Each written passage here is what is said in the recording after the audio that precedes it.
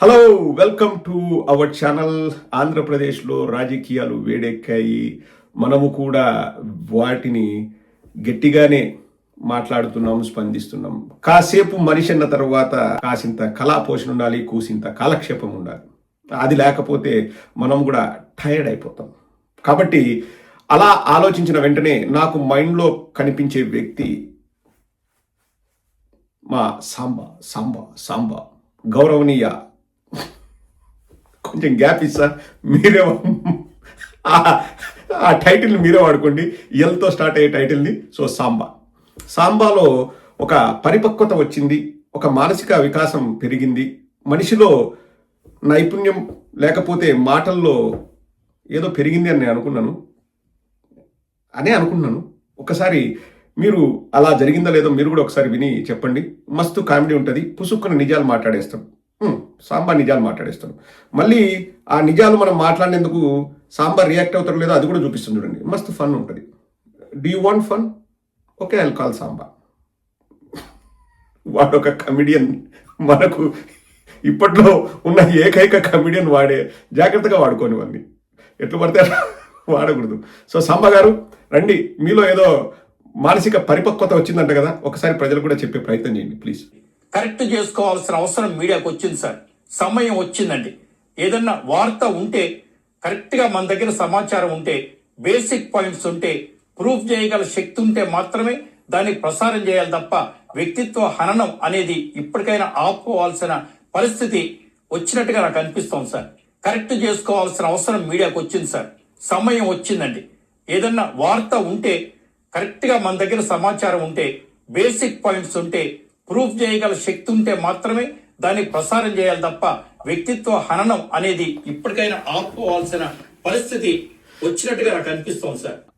చూసారా మా ఫ్రెండ్ సాంబా ఎంత మారిపోయారు. అలా వ్యక్తిత్వ హననం ఆధారాలుండి మాట్లాడాలంటే సాంబా నీకు ఉద్యోగం ఉండదు సాంబా.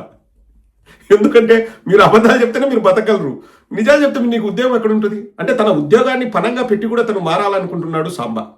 అసలు మారిన మనిషి సాంబా. ఎలా ఉంది టైటిల్? రాసుకోరా సాంబా. నాకైతే ముచ్చటగా ఉంది. వ్యక్తిత్వ హననం చేయకూడదు, ఆధారాలుంటే మాట్లాడాలి.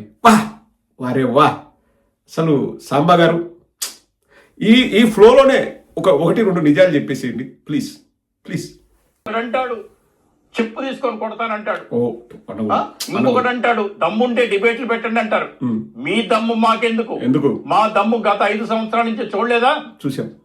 మేము ప్రతిపక్షంలో ఉన్న మరి తెలుగుదేశం పార్టీకి మేము మాట్లాడుతున్నప్పుడు, మీ ప్రభుత్వం మాట్లాడుతున్నప్పుడు, మేము ప్రతిపక్షంలో ఉన్న మరి తెలుగుదేశం పార్టీకి మేము మాట్లాడుతున్నప్పుడు, మీ ప్రభుత్వం మాట్లాడుతున్నప్పుడు తెలియదా మీకు?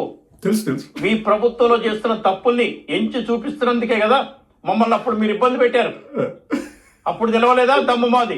చూడండి పుసుక్కున ఎలా నిజాలు మాట్లాడేస్తున్నాడు. మేము గత 5 సంవత్సరాల్లో ప్రతిపక్షంలో ఉన్నప్పుడు, మీడియా ఎక్కడైనా ప్రతిపక్షంలో ఉంటుందండి? కాదు, మీడియా ప్రతిపక్షంలో ఉంటుందా? My question to the audience. Media ప్రతిపక్షంలో ఉంటుందా? పోనీ పాలక పక్షంలో ఉంటుందా? ప్రజల పక్షాన ఉంటుందా? ఒప్పేసుకున్నాడు, పుసుక్కున్న నిజాలు ఒప్పేసుకున్నాడు ఈ మధ్య సాంబా. మీడియా ప్రతిపక్షంలో ఉన్నప్పుడు పాయింట్ టు బి నోటెడ్. వాళ్ళ మీడియా ప్రతిపక్షంలో ఉన్నప్పుడు తెలుగుదేశానికి సపోర్ట్ చేసి మాట్లాడిందంట. అప్పుడు చూడలేదా మా దమ్ము అంట. డైరెక్ట్ ఒప్పేసుకున్నాడా లేదండి? వాళ్ళ మీడియా కూడా ప్రతిపక్షంలో ఉన్నదంట, తెలుగుదేశానికి సపోర్ట్గా మాట్లాడాడట. సాంబా నువ్వు నిజాలు మాట్లాడుతుంటే ముచ్చటేస్తున్నావు. సాంబా యువర్ మై ఫ్రెండ్ రా, పో, యువర్ మై ఫ్రెండ్. ఇంతకుముందు ఎవరైనా సాంబా తిరిగితే బలుంటుందని నా ముచ్చటేస్తుందంటే, ఫ్రెండ్స్ అబ్బా మేము అట్లా అనుకుంటాం. He's my friend. Samba is my friend. నిజాలు మాట్లాడితే మనం హర్షించాలండి. నిజం మాట్లాడినప్పుడు కూడా మనం తిడితే ఇంకా దానికి ఇంకా మనకంటూ వ్యక్తిత్వం లేదనుకుంటారు ఎవరైనా కానీ. He speaking truth. సాంబా నువ్వు 5 ఏళ్ళు నువ్వు ప్రతిపక్షంలో ఉన్నావు, తెలుగుదేశం తరఫున పోరాడావు. Fantastic, mind blowing. ఇంకోటి అట్లే పుసుక్కుని ఏదైనా నిజం చెప్పవా ప్లీజ్. అంటే ఒకదాంతో అయితే నువ్వు మారినావని ప్రజలు ఒప్పుకోరు. ఓ 3-4 చెప్పాలి కాబట్టి ఇంకో 2 చెప్పుకుందాం. సెకండ్ చెప్పవా? అలా అంటే విశాఖపట్నం ప్యాలెస్ ఎంత ఖర్చు అయింది తెలుసా? 28,300 రూపాయలు ఒక్క స్క్వేర్ ఫీట్ ఖర్చు. స్లషీ సాయిల్స్ లేవు, ఆ కొండను తొలిచింది కూడా లేదు. అంతకుముందు టూరిజం ఉన్న దగ్గరే మీరు కట్టారు. 28,372 రూపాయలు ఎందుకు ఖర్చు అవుతుందండి? అడిగేవాళ్ళు లేకనా? మళ్ళీ వినండి. మరి అలా అంటే విశాఖపట్నం ప్యాలెస్ ఎంత ఖర్చు అయింది తెలుసా? 28,300 రూపాయలు ఒక్క స్క్వేర్ ఫీట్ ఖర్చు. స్లషీ సాయిల్స్ లేవు, ఆ కొండను తొలిచింది కూడా లేదు. అంతకుముందు టూరిజం ఉన్న దగ్గరే మీరు కట్టారు. 28,372 రూపాయలు ఎందుకు ఖర్చు అవుతుందండి? అడిగేవాళ్ళు లేకనా? అడిగేవాళ్ళు లేకనా? సరే, 28,300, 28,400 ఈ కాకి లెక్కలండి.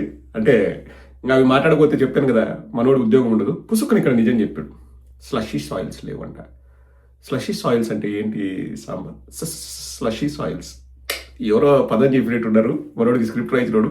స్లషీ సాయిల్స్ భలే ఉందిరా. నువ్వు ఇంగ్లీష్ని నీలాగా మాట్లాడుతుంటే భలే ఉంటుంది. సో స్లషీ సాయిల్స్ లేదంట. కొండనేం చెక్కలేదంట. దెడిన్ చెక్ ద కొండ. అంటే చెక్ అంటే చెక్ బుక్ కాదు, కొండను తొలవలేదు అన్నాడు. ఆల్రెడీ టూరిజం బిల్డింగ్ దగ్గర మీరు కట్టారు కొత్తగా, మీరేం అదేం పెద్ద గొప్ప కాదు, ఎందుకంత డబ్బు ఖర్చు పెట్టారు. సో తెలుగుదేశం వాళ్ళు, జనసేన వాళ్ళు ఇంతకుముందు రిషికొండకు గుండు కొట్టారు.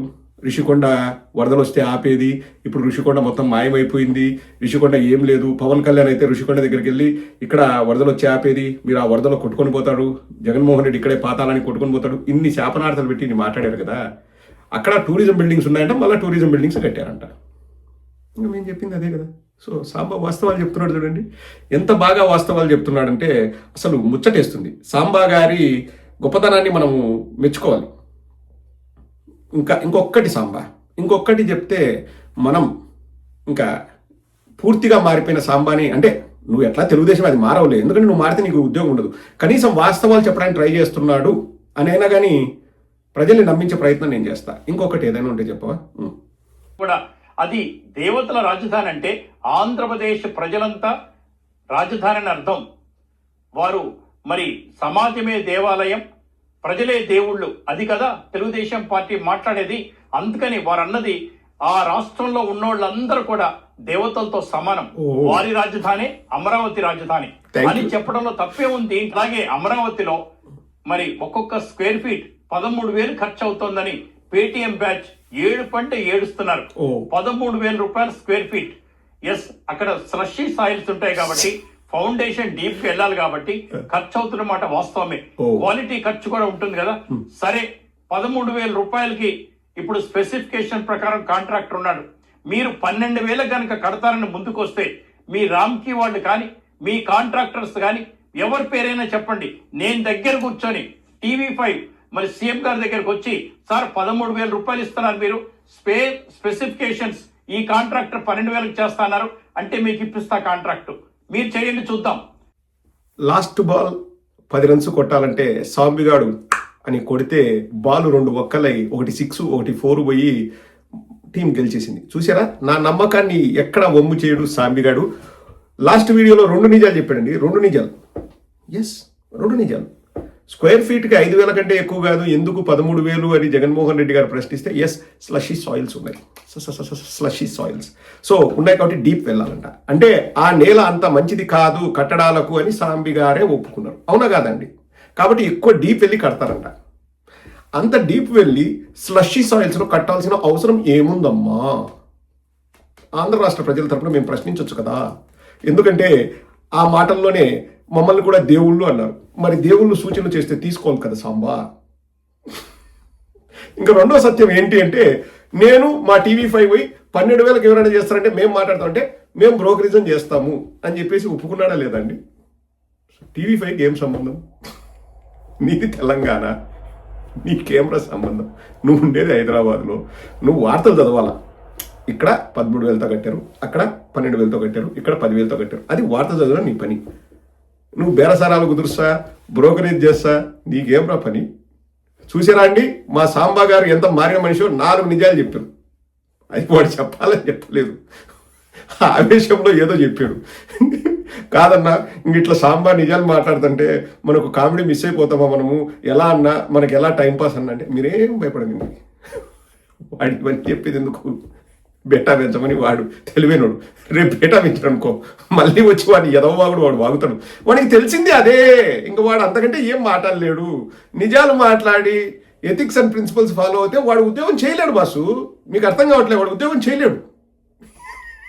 He can not work there. నిజాలు మాట్లాడితే సొల్లు వాగుతేనే వానికి అక్కడ ఉద్యోగం ప్రాపకం. సో డోంట్ వరీ, సాంబా వస్తూనే ఉంటాడు, ఎంటర్టైన్ చేస్తూనే ఉంటాడు. వాడు ఇప్పుడు సినిమాల్లో బ్రహ్మానందం గారి పాపులారిటీ రీచ్ అయినాడు. మామూలుగా వార్తలు చదివే వాళ్ళకి ఆ పాపులారిటీ రాదు, అక్కడ స్పేస్ లేదు. కానీ క్రియేట్ చేసుకొని అది సాంబిగాడికి ఒక్కడికే సాధ్యం. సాంబా, నువ్వు నా బెస్ట్ ఫ్రెండ్ రా, నువ్వు నా friend, you are my friend రే, ఎంజాయ్ రే.